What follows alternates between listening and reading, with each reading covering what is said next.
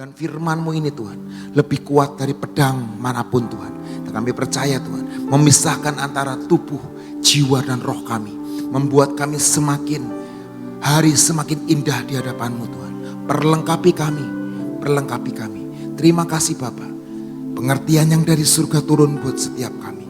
Hanya di dalam nama Tuhan Yesus Kristus. Mari saudara, kita akan baca dari firman Tuhan. Sebelumnya kita mau baca dari 2 Timotius 1 ayat 14 saudara. Perkataan dari Paulus kepada Timotius, anaknya, anak rohaninya. 2 Timotius 1 ayat 14 berkata, peliharalah harta yang indah yang telah dipercayakan Tuhan kepada kita oleh Roh Kudus yang diam di dalam kita. Saya ulangi, peliharalah harta yang indah yang telah dipercayakannya kepada kita oleh Roh Kudus yang diam di dalam kita. Kalau kita baca ayat sebelumnya, kita akan tahu harta apa yang Tuhan berikan, yang percayakan kepada setiap saudara dan saya. Setiap kita sudah Tuhan titipkan harta yang indah saudara. Nah kita hari ini mau pelajari, apa itu harta yang indah yang Tuhan titipkan buat saudara dan saya. Yang dalam hidup ini gak boleh kita kehilangan itu saudara. Ketika kita kehilangan itu, ternyata hidup kita gak selaras lagi dengan Bapa di surga. Yang kedua saudara, kita mau baca dari Matius 6 ayat 19 sampai 20. Saya mau kasih judul, apa yang penting dalam hidup saudara? What's of important in the life? Apa yang penting dalam hidup ini? Apa ini? Yang important itu apa? Uang? Oh, uang penting. Tapi apakah itu yang terpenting dalam hidup kita? Harta itu penting. Apakah itu segala-galanya dalam hidup kita? Oh, rumah. Orang pertama kali harus punya rumah. Wah, apakah rumah itu segala-galanya dalam hidup kita? Kita mau pelajari dalam Alkitab. Oh, bukan Pak. Lebih daripada itu Pak. Mungkin saudara bisa mengatakan, oh emas, perlu kita saving emas. Apakah itu harta yang sesungguhnya? Itu harta saudara. Penting gak uang? Penting. Betul saudara. Tapi firman Tuhan berkata, Matius 6 ayat 19 sampai 20. Matius 6 ayat 19 sampai 20 berkata, janganlah kamu mengumpulkan harta di bumi. Di bumi ngengat dan karat merusakannya, dan pencuri membongkar serta mencurinya. Tetapi kumpulkanlah bagimu harta di sorga. Di sorga ngengat dan karat tidak merusakannya, dan pencuri tidak membongkar serta mencurinya. Kita diingatkan sekali lagi saudara, untuk menaruh segala sesuatu apa yang kita kumpulkan di dalam dunia ini untuk kekekalan. Amin. Bukan sesuatu yang sementara. Saudara percayalah, uang itu punya sayap saudara. Orang China zaman dulu mengibaratkan uang itu seperti air. Saudara tahu air? Air itu kalau saudara diemin akan menguap saudara. Betul? Air itu akan menguap. Dibiarkan aja menguap. Misalnya hujan. Hari-hari ini hujannya cuma 5 menit, 10 menit, betul saudara? Panasnya minta ampun ya saudara. Tapi istri saya seneng, katanya jangan hujan katanya. Ngantar sekolahnya susah katanya, becek katanya. Lah iya, tapi panasnya kayak gini loh aku. Di rumah saya itu kaca ruang tengah saya dikasih kaca film saudara. Kenapa? Panas saudara. Jadi kemarin saya pasang kaca film, panas. Betul saudara? Nah itu, uang itu panas saudara. Betul? Uang itu panas. Hubungan keluarga, hubungan pertemanan bisa dirusak gara-gara yang namanya uang. Makanya firman Tuhan ngomong, jangan kamu mengumpulkan harta yang di bumi ini. Kekayaan itu sementara saudara. Kedudukan, kekuasaan itu hanya sifatnya sementara.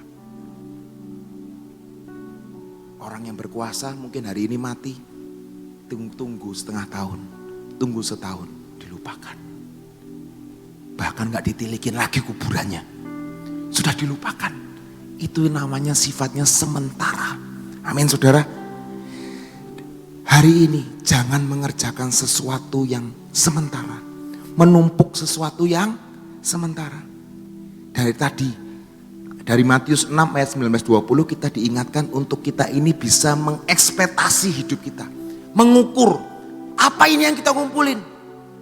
Harta, kekayaan, uang, kekuasaan, atau apa itu? Keglamoran, kedudukan, pujian mungkin dari orang-orang sekitar kita. Itu penting, tapi apakah itu yang kita kejar? Firman Tuhan berkata, itu akan dirusak oleh ngengat dan karat. Dan pencuri bisa mencurinya. Amin. 1 Petrus 1 ayat 18 berkata, 1 Petrus 1 ayat 18, sebab kamu tahu bahwa kamu telah ditebus, bahwa kamu, saudara dan saya telah ditebus dari cara hidupmu yang sia-sia, yang kamu warisi dari nenek moyang kita. Kita ini punya dosa keturunan, saudara. Mau gak mau. Saya gak pernah ngelakuin yang neko-neko sejak lahir. Bapakmu, engkongmu, buyutmu, kita gak tahu. Karena firman Tuhan, kita sudah ditebus dari hidup yang sia-sia yang kamu warisi dari nenek moyangmu. Dan bukan dengan barang yang fana, bukan pula dengan perak atau emas. Kalau kita teruskan ayatnya, dengan darah yang mahal. Amin. Darah anak domba Yesus Kristus Tuhan yang sudah menebus saudara dan saya, yang membuat saudara dan saya hidupnya tidak sia-sia. Karena firman Tuhan, ya di Yohanes 10 ayat 10, Yesus datang memberi kita hidup. Minggu lalu saya ngomong, hidup yang bukan sia-sia, hidup yang di dalam segala kelimpahan jasmani dan rohani. Amin. Ada banyak orang, saudara, menghabiskan bertahun-tahun hidupnya untuk mengejar sesuatu yang fana. Mungkin seringkali saya ngomong, waduh punya rumah bagus, punya mobil bagus, punya segala sesuatunya. Tapi sakit. Istrinya meninggalkan dia. Anak-anaknya narkoba. Anak-anaknya divorce semuanya. Hidupnya sendirian di rumah istana. Bahkan ada punya istana, punya rumah bagus, punya perusahaan besar. Tinggalnya di apartemen kecil di luar negeri. Karena takut pulang Indonesia. Ketika ada COVID datang, dia pergi ke luar negeri. Malah kena COVID dan mati di sana. Saya dengar itu, saudara. Banyak kesaksian-kesaksian. Tapi hari ini saudara dan saya, kita punya Tuhan yang sudah menebus kita dari hidup yang sia-sia. Amin. Markus 8 ayat 36 berkata, pakai cara yang benar, saudara, untuk mengambil atau menerima yang namanya kesuksesan. Amin. Seringkali itu kita itu menghalalkan segala cara untuk yang namanya untuk sukses. Bahkan kita injak kepala saudara kita, kepala teman kita, untuk supaya kita bisa naik ke atas. Hari ini mari sama-sama introspeksi diri. Firman Tuhan berkata, Markus 8 ayat 36, apa gunanya seorang memperoleh seluruh dunia tetapi ia kehilangan nyawanya. Yesus pun dihianati oleh muridnya yang namanya Yudas. Yudas itu ikut Tuhan Yesus, orang terdekat Tuhan Yesus. Dan untuk menghalalkan rencananya supaya Yesus jadi raja, dia menerima 30 keping uang perak demi menjual gurunya. Dia menghalalkan cara itu untuk dia menerima apa yang menjadi kesuksesannya. Dia ngerasa sukses. Dia ngerasa ini jalan yang benar. Tapi hari itu dia kehilangan nyawanya. bahkan mungkin dia kehilangan yang namanya keselamatannya. Hari ini jangan pernah menjual Yesus, jangan pernah menjual imanmu demi semangkok namanya kacang merah. Amin saudara. Mungkin orang berkata, enggak apa-apa. Semua orang melakukan itu. Semua orang umum melakukan itu semuanya. Di 2 Timotius 3 ayat 4 menyambung tadi ayat yang pertama. Di akhir zaman ini Tuhan berkata, Paulus berkata 2 Timotius 3 ayat 4.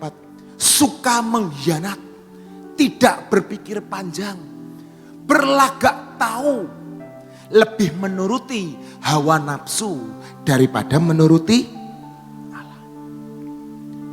Hari ini Tuhan Yesus lewat firman-Nya berkata, nah ikut aku, follow Jesus, ikut Yesus, unfollow the world. Mengikut Yesus berarti tidak mengikut dunia. Amin saudara. Ketika kita ngikut dunia, ternyata kita nggak lagi ngikut Yesus. Dan ternyata penebusannya itu sia-sia loh saudara. Kalau kita ikut Yesus, Tuhan berjanji, penebusanku tidak akan pernah sia-sia. Karena engkau sudah ditebus bukan dengan perak atau emas, tapi dengan darah yang mahal. Amin. Itu Yesus kita yang luar biasa. Dan Yesus, saya sebenarnya ngomong, apa sih tadi yang seperti harta yang sudah dipercayakan kepada setiap kita? Yang pertama saudara, orang yang punya iman, dia akan hidup di dalam pengharapan. Amin. Iman itu bahasanya surga. Amin. Frekuensinya surga itu iman. Frekuensinya suara Gracia itu 95,9. Dan frekuensinya surga itu adalah iman. Dan iman menimbulkan yang namanya pengharapan. Apapun yang terjadi dalam hidupmu, apapun yang kita alami hari-hari ini, tetap punya bahasa surga, yaitu iman. Karena dengan iman, kita punya hidup di dalam pengharapan. Amin. Itu harta yang Tuhan sudah beritahu kepada kita. Yang Tuhan sudah percayakan. Mungkin malaikat gak punya iman. Tapi manusia, ciptaannya, kita diberi yang namanya iman kepada Tuhan. Benih itu sudah Tuhan berikan. Amin. Mari pupuklah iman itu. Supaya hidupmu penuh dengan pengharapan. Dan pengharapan itu tidak akan pernah sia-sia. Karena dia Tuhan yang berjanji dan dia Tuhan yang akan menepatinya. Amin. Yang kedua saudara, damai sejahtera. Tuhan sudah memberikan damai sejahteranya buat saya dan saudara. Di dalam apapun kehidupan kita, di dalam apapun yang kita lakukan, pekerjaan, pelayanan, apapun keputusan yang kita ingin lakukan, biar ada damai sejahtera Tuhan di dalam apa yang kita lakukan. Ketika damai itu tidak ada, hati-hati saudara. Itu warning. Kan seringkali saudara ngomong, kayaknya ini damai loh. Coba tes lagi. Berdoa sekali lagi. Berdoa sekali lagi. Dari yang namanya Pak Yusak, dari yang namanya Ibu Nani, selalu berkata, tanya Tuhan. Tanya Tuhan. Apa yang Roh Kudus pesankan? Apa yang Tuhan ngomong? Mari, biar hidup kita ada warning itu. Damai sejahtera yang dari sada Tuhan. Itu yang akan membawa saudara untuk boleh menimbang dan memutuskan segala sesuatunya dengan tepat dan cepat. Amin. Saudara mau financial freedom, saudara mau rohanial freedom, apapun yang Tuhan sudah janjikan, ya dan amin. Tapi biarlah iman dan damai sejahteranya tidak pernah meninggalkan kita. Yang tiga, yang terakhir yang Tuhan percayakan buat saudara dan saya. Apa saudara? Sukacita. Ketika hidupmu penuh dengan sukacita, hati yang gembira adalah obat. Bukan Paramek, bukan Panadol, bukan paratusin, bukan bodrek saudara, tapi hati yang gembira adalah obat yang manjur. Biarlah hatimu dan hatiku bersukacita karena Tuhan sudah tebus saudara dan saya, dan hidup kita berkemenangan sampai garis akhir. Amin saudara.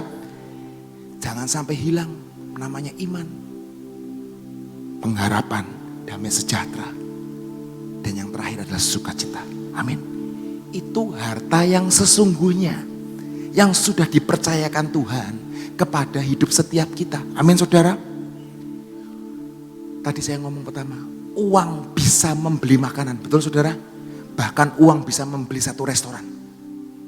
Wah, saya sangat suka banget restoran itu. Saya mau beli, bisa nggak? Bisa. Ada yang mau beli restoran saya? Silakan, ayo. Kalau harganya cocok, tak jual, ayo. Tapi uang nggak bisa membeli yang namanya selera atau nafsu makan, betul nggak? Orang yang sakit dikasih makanan, ini loh makanan bertaburan emas dari Abu Dhabi misalnya, atau dari Arab, Raja Kilang Minyak. Ini loh taburannya, ini bistik ya Luk ya, tapi atasnya tuh ada taburan emasnya. Enaknya pol, tapi lagi loro, lagi sakit lidahnya. Saudara kalau lagi sakit, lidahnya pahit nggak? Pahit saudara. Uang bisa membeli makanan yang paling mahal, tapi uang tidak bisa membeli yang namanya nafsu makan atau selera makan. Ibu saya itu udah umur 87 tahun. Kita semua di restoran, sebuah restoran, semua ngomong enak makanannya. Dia ngomong enak mah, enggak enak. Manis mah, enggak kerasa manis tuh. Mah, ini es jeruk udah manis mah. Coba, kurang manis nang. Itu apa? Itu manusia saudara, penuh dengan kelemahan. Semakin menurun, semakin menurun. Lidahnya harus yang manis, harus yang kerasa asin. Kalau asin ngomongnya, asin po. Padahal, loh biasa tuh mah. Loh ini asin po, loh biasa mah. Itu namanya lidah tua saudara. Setiap hari mama saya ini, saya kirimin es jeruk saudara. Es jeruknya harus yang manis. Saya sering dimarahin sama istri saya. Lu sama aja ngeracun mama lu. Saya ngomong tapi dia pengen. Minumnya es jeruk. Jadi tiap hari minum es jeruk. Ya sudahlah, saya peraskan yang asli dari jeruk. Bukan esen, bukan sirup, tapi benar-benar. Tapi itu namanya kelemahan. Uang bisa membeli segala sesuatunya saudara. Tapi dia gak bisa membeli yang namanya selera makan. Hanya Tuhan yang bisa memberi kekuatan dan kesehatan buat setiap kita. Dia Tuhan yang luar biasa, amin. Uang bisa membeli yang namanya buku, betul saudara? Buku di seluruh dunia ini bisa dibeli. Bahkan laptop yang terbaik bisa kita beli. Yang tercanggih atau apa zaman sekarang itu kepandaian buatan itu bisa kita beli. Uang bisa membeli itu, tapi uang gak bisa membeli yang namanya hikmat. Amin. Uang gak bisa. Uang bisa membeli pesta, membeli pesta pernikahan yang termahal yang pernah dibuat oleh manusia. Tapi uang gak bisa membeli yang namanya kebahagiaan. Betul saudara? Kebahagiaan bisa dibeli? Gak bisa. Kebahagiaan itu diusahakan. Kebahagiaan itu diusahakan. Dia apa ya namanya ya? Dipelajari, diusahakan, dan supaya kita mendapat itu. Sama aja saudara. Kita mau baca ayat yang terakhir saudara. Di Mazmur 133 ayat 1 dan 3. Kedua yang terakhir, belum yang terakhir. Masih ada waktu saya. Nyanyian ziarah Daud. Mazmur 133 ayat 1 dan 3. Nyanyian ziarah Daud. Sungguh alangkah baiknya dan indahnya apabila saudara-saudara diam bersama dengan rukun. Ada yang di sini namanya rukun? Enggak ada. Seperti minyak yang baik di atas kepala meleleh ke janggut, yang meleleh ke janggut Harun dan leher jubahnya. Seperti embun gunung Hermon yang turun ke atas gunung-gunung Sion. Sebab di sanalah Tuhan memerintahkan berkat dan kehidupan untuk selama-lamanya. Kita senang banget ayat kedua dan ayat ketiga. Wih, gunung Sion, sebab kesanalah Tuhan memerintahkan berkat kehidupan untuk selama-lamanya. Kita senang ayat ini. Tapi ayat satunya berkata, dari seorang Daud, dia berkata nyanyian ziarah Daud. Orang yang suka berperang, orang yang suka menumpahkan darah. Sampai firman Tuhan berkata, bukan engkau yang akan membangun yang namanya bait Allah. Tanganmu penuh dengan darah. Orang yang suka berperang, dari kecil orang mainnya sama kucing, orang mainnya sama anjing. Dia sudah main sama beruang, dia sudah main sama singa. Bahkan singa pun takut mendengar nama Daud. Amin saudara. Hari itu di Mazmur 133, di kitab-kitab akhir hidupnya, dia tulis nyanyian ziarah Daud. Sungguh alangkah baiknya dan indahnya apabila saudara-saudara diam bersama dengan rukun. Rukun itu awal mula kebahagiaan saudara, betul? Dan rukun itu gak terjadi secara alami. Temu-temu tumbuh seperti pohon mangga. Oh, ini namanya rukun. Nah, enggak saudara, enggak ada pohon rukun, enggak ada. Rukun itu harus diusahakan dan dilakukan setiap hari. Percuma saudara berargumentasi dengan teman saudara atau dengan pasangan saudara. Kayaknya menang nih, tapi percayalah, pasti ada yang tersakiti. Percuma saudara berargumentasi dengan anak saudara, pasti ada yang tersakiti. Biarlah hidupmu dan hidupku penuh dengan kerukunan. Ketika rukun itu ada dalam hidupmu dan hidupku, maka percayalah berkat dan minyak dari gunung Hermon akan mengalir ke gunung Sion. Syaratnya rukun. Usahakan kerukunan. Amin. Ngomong kanan kirinya, gua mau rukun. Saya mau rukun. Pulang dari tempat ini, kalau ada orang-orang yang mungkin menyakitkan hati saya mau datengin. Saya mau hidup rukun. Karena saya tahu ada berkat gunung Hermon. Ada berkat gunung Sion. Amin saudara. Itu dari Daud saudara. Usahakan kerukunan. Amin. Yang kedua kita mau bicara tentang Salomo. Anaknya yang membangun namanya bait Allah. Kita mau baca 2 Tawaris 1 ayat 10-12 ayat terakhir saudara. Berikanlah sekarang kepadaku hikmat dan pengertian supaya aku dapat keluar dan masuk sebagai pemimpin bangsa ini. Sebab siapakah yang dapat menghakimi umatmu yang besar ini? Berfirmanlah Allah kepada Salomo, oleh karena itu yang kau ingini dan kau tidak minta kekayaan dan harta benda kemuliaan dan nyawa pembencimu dan juga tidak meminta umur panjang, tetapi sebaliknya engkau meminta kebijaksanaan dan pengertian untuk dapat menghakimi umatku yang atasnya aku telah merajakan engkau. Maka kebijaksanaan dan pengertian itu diberikan kepadamu. Selain itu aku berikan kepadamu kekayaan, harta benda dan kemuliaan sebagaimana belum pernah ada pada raja-raja sebelum engkau dan tidak akan ada pada raja-raja sesudah engkau.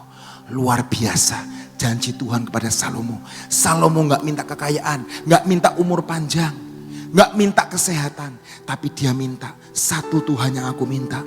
Aku hanya minta pengertian, hikmat, pengertian, kebijaksanaan itu atas hidupku. Dan biarlah hari ini firman Tuhan berkata permulaan hikmat ialah takut akan Tuhan. Dan biarlah hidupmu dan hidupku takut akan Tuhan. Dan hikmat Tuhan dan firman-Nya itu yang akan memampukan kita mendapatkan kebijaksanaan, pengertian sampai garis akhir. Amin. Hari ini saudara, fokus kepada apa yang benar-benar Tuhan sudah titipkan kepada hidup kita. Iman, sukacita, pengharapan itu, damai sejahtera itu. Dan biar kita hidup rukun bersama keluarga kita, bersama teman-teman kita. Dan hidup kita dipimpin dengan hikmat. Bagaimana tahu hikmatnya? Kalau kita takut akan Tuhan. Takut akan Tuhan bagaimana? Kalau kita bisa baca firman Tuhan setiap hari. Pelajari firman Tuhan. Biar hikmat, pengertian, kebijaksanaan mengikutimu dari sekarang sampai selama-lamanya. Dan percayalah, uang, kekayaan itu gak perlu dicari saudara. Itu akan mengikutinya. Itu akan mengikutinya. Orang yang cari uang, firman Tuhan berkata, jatuh di dalam berbagai pencobaan. Makanya jangan cari uang. Bukan habis dari tempat ini kita gak kerja. Enggak, tetap kerja. Lakukan bagianmu, itu hikmat saudara. Itu pengertian. Amin. Jangan sampai dari tempat ini saya gak kerja lagi. Saya gak mau cari uang lagi.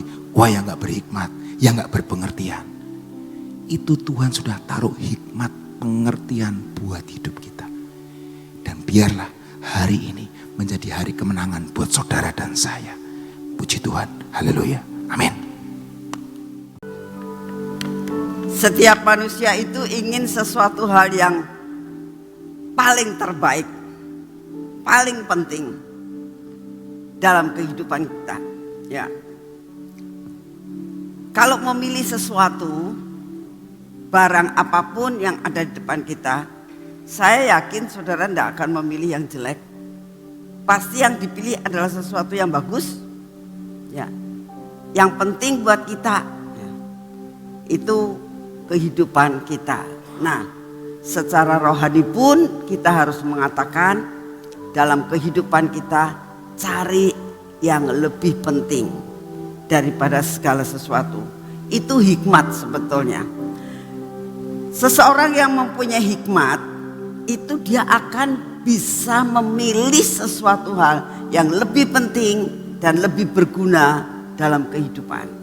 Nah, hari ini sudah diterangkan panjang lebar tentang bagaimana kita itu harus memilih sesuatu hal yang penting dalam kehidupan saudara dan saya. Ya. Cari itu. Cari kerukunan. Sebab orang itu ya, kenapa bisa betah di rumah? Ya karena di rumahnya rukun. Ada sesuatu hal yang luar biasa. Ada damai. Tapi kalau di rumahnya itu yang bikin gak enak terus-terusan, gak betah di rumah. Kerukunan itu dibutuhkan yang tadi dikatakan. Hikmat, roh kebijaksanaan, dan pengertian. Itu yang membuat kita bisa rukun. Kalau kita bisa mengerti satu dengan yang lain.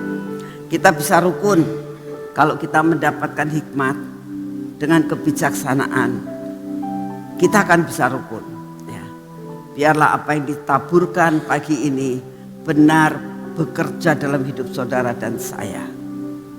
Mari kita berdoa. Terima kasih Tuhan untuk firman-Mu. Terima kasih untuk segala sesuatu yang Kau siapkan buat kami. Terima kasih Tuhan untuk kesempatan yang Kau berikan buat kami pada hari ini. Di mana hari ini adalah hari yang Kau sediakan buat kami. Dari pagi Tuhan Kau sudah menyiapkan akan hati kami untuk benar-benar mencari yang terbaik.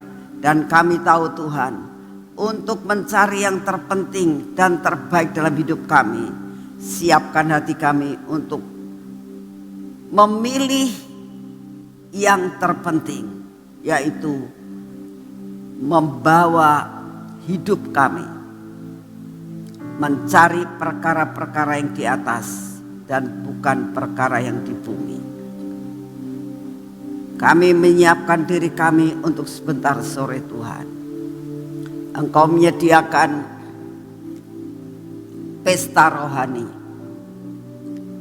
Biarlah kami boleh bersama-sama mengajak saudara-saudara yang lain untuk ikut ambil bagian dalam menikmati pesta rohani sebentar sore. Kau siapkan hati kami untuk menerima segala firman-Mu yang Kau sudah siapkan untuk sebentar sore. Kami tetap mau menyerahkan akan hamba-hamba-Mu, Pastor Daniel Rat dan penterjemahnya. Engkau satukan mereka supaya mereka boleh menyampaikan kebenaran firman-Mu dan kami boleh menerima semua pesan-pesan-Mu. Terima kasih untuk semua dan semuanya ini. Bapak, kami berdoa saat ini Tuhan, biarlah kami dapat menyelesaikan semua pekerjaan kami hari ini dengan cepat dan kami sudah menerima jatah kami dengan utuh. Sehingga hari ini kami tidak terlambat dan kami boleh menyembah Engkau dan kami boleh mendengar semua pesan-pesan-Mu. Bapak, saat ini kami datang di hadapan-Mu, kami tetap berdoa Tuhan akan keadaan bangsa dan negara kami. Apapun yang Kau izinkan terjadi, kami tahu semua sudah ada dalam kendali yang daripada-Mu. Kami menyerahkan akan bangsa ini ke dalam tangan-Mu ya Tuhan. Biarlah Engkau yang akan memilihkan seorang pemimpin pengganti daripada Bapak Jokowi. Kami berdoa Tuhan, biarlah rencana-Mu untuk financial freedom, seluruh rencana-Mu Tuhan, untuk adanya penuaian besar-besaran terjadi 5 sampai 10 tahun ke depan kami persembahkan kepadamu. Biarlah Engkau yang akan melakukan segala yang terbaik. Terima kasih untuk kasih setiamu. Segala pujian, hormat, syukur kami naikkan di hadapan Tuhan. Kami sungguh menyerahkan keamanan bangsa ini. Kami sungguh menyerahkan Tuhan semua reka-rekayasa, semua yang akan diputuskan yang berasal daripada-Mu ya Bapa, itulah yang dapat terjadi. Terima kasih untuk semuanya. Kami tetap minta daya tahan tubuh Tuhan dengan keadaan panas yang cukup lumayan ini. Kami berdoa minta hujan Tuhan, minta hujan Tuhan Yesus supaya di tempat ini ada hujan turun. Terima kasih untuk semuanya. Kami mau menyerahkan akan semua dan semuanya ke dalam tangan-Mu.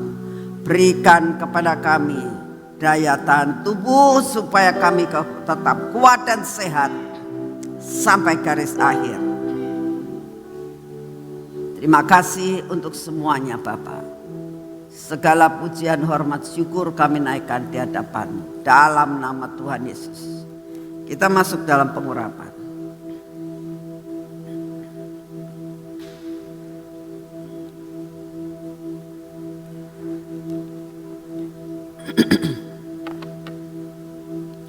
Dalam nama Tuhan Yesus, biarlah pengurapan ini memasuki akan hidup kami ya Tuhan.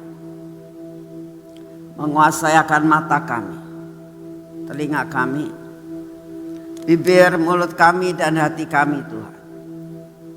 Semua yang tidak baik dalam hidup kami Engkau sendiri yang menghancurkan dan membinasakan dalam hidup kami. Engkau berkati tangan kami yang akan kami pakai untuk bekerja. Engkau berkati kaki kami yang kami pakai untuk berjalan. Engkau yang akan terus memimpin kami sampai garis akhir hari ini. Biarlah kami boleh bersama-sama dengan Engkau di dalam menjalani kehidupan ini. Terima kasih untuk kasih setiamu. Segala puji, hormat, syukur kami naikkan di dalam nama Tuhan Yesus Kristus. Amin. Selamat pagi, Tuhan berkati saudara semua.